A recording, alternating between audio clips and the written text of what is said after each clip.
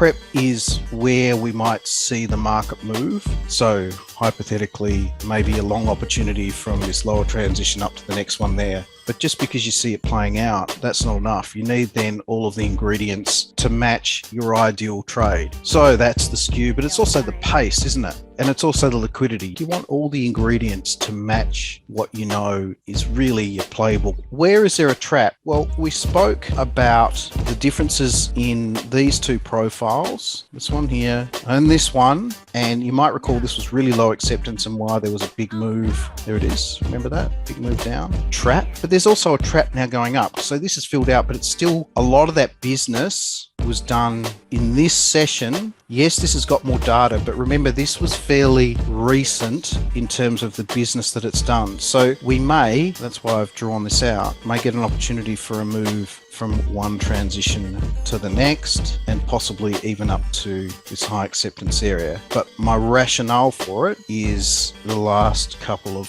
profiles. So just looking at those on their own doesn't really highlight that. It's more that you're coming to the market on a regular basis and you just know what happened there last time. And so these are the nuances that give us opportunities to catch traders getting caught, which comes from trading one instrument. So this is about knowing your instrument. Monthly VWAP, but back in that range, just because the market popped below, big deal. We see markets stick above transitions and go back the other side. This one's rather a deep move below, or is it? So let's have a look at it in the context of more detail. Is it really this enormous move below? I don't think it is. Now remember, it's low acceptance at these lows, so it's going to push a bit further than transitions located where there's more business. So I just see our range as still intact, not broken, but again, we're not just going long. Like we need more than just what I said then. So that for me sets up, of course, what? Premium 100 tick longs. Look at them all. So this is an area where we're like, well, maybe we develop a long from here, but we're not ready to go yet. That's interesting because that stands out in contrast as kind of the big overall view. Yeah, the overall view's got business down here, but not like the ASX is clearly skewed to heaps around that area. So there's definitely a case for a move to the downside, but we just want to clear some of these transitions before even thinking about that. And then the area that I talked about being of interest is this, and you can see that there's a big hole here, and that's what I'm interested in, and where we would be particularly mindful of a reaction coming. So let's say if we got up to there, what happens at that point? Now, maybe we stretch up to this spot. There's a couple of areas that we keep an eye on. So you can already see several opportunities that we've got for trades. So inventory wise, if we look at the big picture, we have an enormous seller above us at 71.60-ish. So 60 is where there's a big seller. What is there? Like it's huge. That big monster. That's relevant, but I'll worry about that if we get down there. Just want to include when we were down here the last time because it gives us a bit of a different view. Look where we're stuck right now. That's interesting, isn't it? So it's not these sellers, it's this group. Gee, wow, I would have thought they've gone. So I'm not sure why we're stopping there, but we are. So low acceptance below us. This is all pretty much for muchness up until about here. Kind of more interested in what's going on inventory wise. That outdated area where that big seller is. I'm just going to pop this in and see if this lines up with that selling. Yeah, close enough. Okay, so cool. So I'm kind of thinking that might be a trap. Whacked it in there as an area for a potential reaction. Oh, data. Okay, look where it's stopping. Go to a big view on this. Amazing, isn't it? Well, had the right idea with your hypothesis. A bit of a bummer that most of it's already paid. Anyway, we'll see if we can salvage something from this, even though it's kind of played out already. We might find that once offside again, we get a long opportunity here if the skew plays in our favor. Slippage, premium long opportunity. So we definitely went expansion outcome known, but I'm looking to get long. Now, one of the things I spoke about earlier is don't worry about trading if the pace is too quick. Right, so this is what I'm interested in. Sellers offside, back to the skew to the upside. See how the volume's starting to come back in. See all these orders in here. So we're already very, very quickly back to having sufficient business. Already on side and long. Prep pays, doesn't it? Here's our two areas on the ASX only I spoke about. First one where we had a reaction. This is the next one that I'm looking at. Okay, a couple of failures here. Need to be just mindful of that. So this is where screen time and having done it a heap makes life easier, because it's fast, but the more times you do it, the easier it is for you to participate at this speed. Like, it doesn't seem that fast. We might have to get a little bit of a shakeout here for this to continue, but certainly not going short. Direction is up. Some new fresh selling that's come in.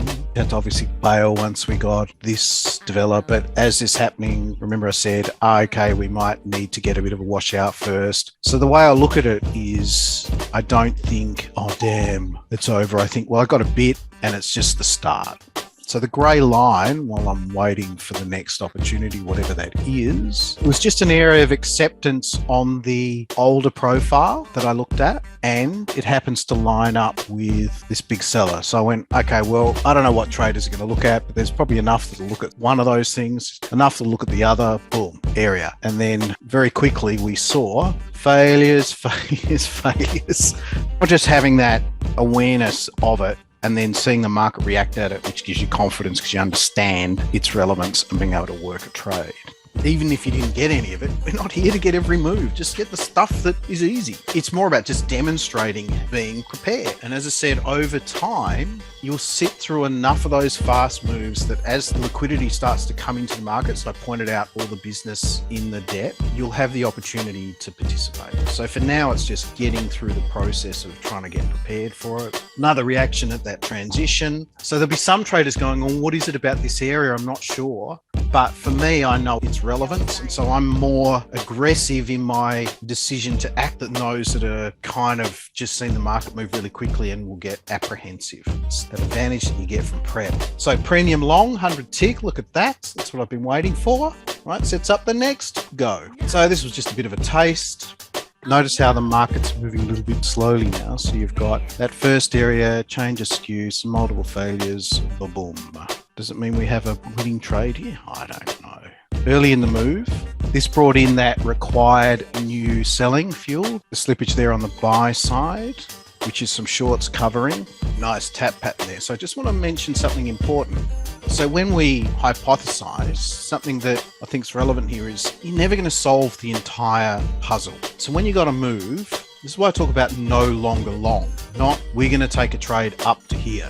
It's if we get up to there, that's great, but we have the flexibility to pay attention to what the market's saying. So I'm like, okay, so we got an area and we got that much of it right, okay, of the puzzle. And then you get these double failures and it's pretty clear by the tape that, yes, you have to get out. So, you know, a couple of small moves to the upside to participate in. I did get in the short side here because that's just your classic tap pattern. What else is happening? Well, the Dow's down a couple of hundred. ASX is down even by a greater amount. Okay, there's suddenly now a risk-off element to it after the initial push up. What else? No acceptance up here. And this is post-expansion. So it's not hard to see the next steps once some of the market's played out. But the thing with being in a trade is if you're in here, if it's at the forefront of your mind that you can only get 60, 70, 75% of the puzzle sorted, then you're going to get defensive once the market moves your way a bit to a degree. So what I talk about, always make sure you're taking money and then wait for the market to show you the rest. If you think you've got it sorted 100%, you won't take anything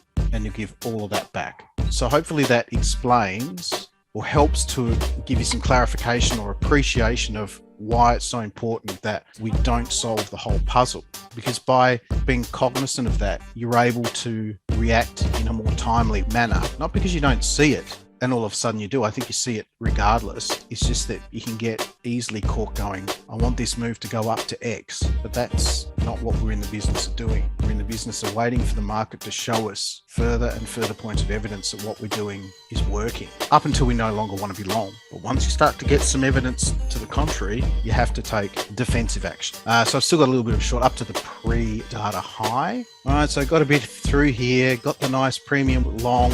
You know, when you're not in a position, you start looking around. Oh, we got to this. Here it is. Here's that area on the ASX. That's where we got up to. And the ASX is a really key area for us.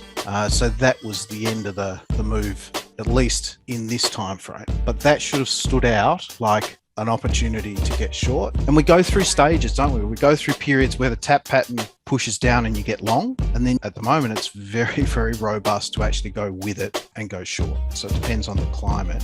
Again, that's just, I think, context and experience, which you develop more quickly by trading one instrument, because this thing is all about knowing about what it did last week, the week before, etc., which is why we were focused on getting this move in the first place. And so once you've got all of this stuff so deeply embedded, sure, then go and trade as many instruments as you can get your head around. For me, it's still just one. I said, I'm already at my max. I don't need to find something else, but I don't want to stop someone from doing that. You're better off getting all of these really crucial lessons and skills, which you'll get more quickly sticking with one instrument. So therefore, it comes back to what are your goals of trading. It's like, I want to get really good at trading. Personally, because I just want to make money, you're going to be looking for everything that moves a gazillion miles an hour. And well, trading's counterintuitive, because for all those people, it ends up just a bloody mess. Emphasis on bloody, like bloody accounts. Slippage there. So failures at the pre-pro highs, I've just got flat now. That'll do. Good start to the morning, huh? 3 trades, not just one straightforward one where we just sat in and it was all gravy. 3 for me, might not be 3 for you, might only be 1.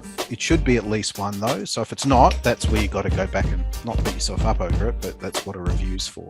Okay, so what did I miss and why?